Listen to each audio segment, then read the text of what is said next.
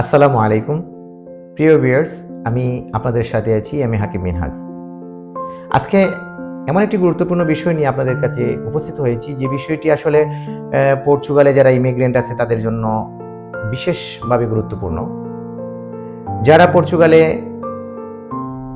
White passport নিয়ে এসেছিল legal entry ছাড়া, যারা বায়োমেট্রিক দিয়েছে অনেক আগে কিন্তু এখন পর্যন্ত পর্তুগালে রেসিডেন্ট কার্ড রিসিভ করে নাই, তাদের উদ্দেশ্যে বলছি, আপনারা যত তাড়াতাড়ি সম্ভব আপনাদের যে সেন্টারে, যে আইমা সেন্টারে আপনারা বায়োমেট্রিক দিয়েছিলেন সেই আইমা সেন্টারে যোগাযোগ করুন এবং ইনফরমেশন নেন কেন আপনাদের রেসিডেন্ট কার্ড ওরা এখন পর্যন্ত ডেলিভারি দিচ্ছে না।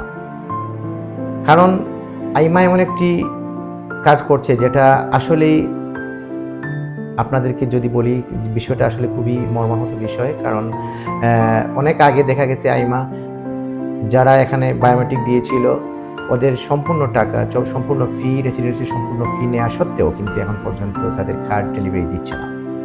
তার একমাত্র কারণ হচ্ছে, ওরা যখন আপনি ইনফরমেশন সেন্টারে যাবেন ইনফরমেশন নেওয়ার জন্য, তখন কিন্তু একমাত্র জানতে পারবেন যে ওরা একটি নোটিফিকেশন, একটি লেটার ধরিয়ে দিচ্ছে, যে লেটারে লেখা আছে যে আপনি 88.2 রুলস এর আন্ডারে বায়োমেট্রিক দিয়েছিলেন, যেটা আনফরচুনেটলি আমরা গ্রহণ করতে পারছি না, আমরা রিজেক্ট করছি, আর 10 দিনের মধ্যে আপনি রিভিউ করেন অথবা আপিল করেন। সুতরাং আমার মনে হয় যারা বায়োমেট্রিক দিয়ে ফুল পেমেন্ট দেওয়ার পরেও কার্ড রিসিভ করছে না, তারা অতি তাড়াতাড়ি আপনাদের আইমা সেন্টারে যেখানে বায়োমেট্রিক দিয়েছিলেন সেখানে যোগাযোগ করুন।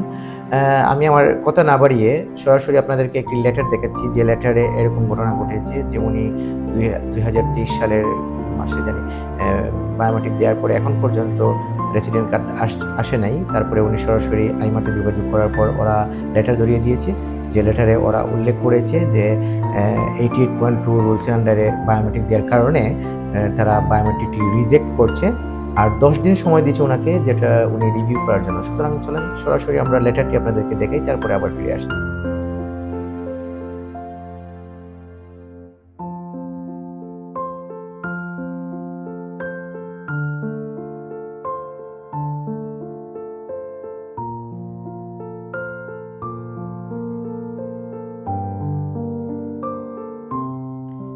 আশা করি আপনারা লেটারটি দেখেছেন, বুঝতে পেরেছেন এখানে কি লেখা হয়েছে।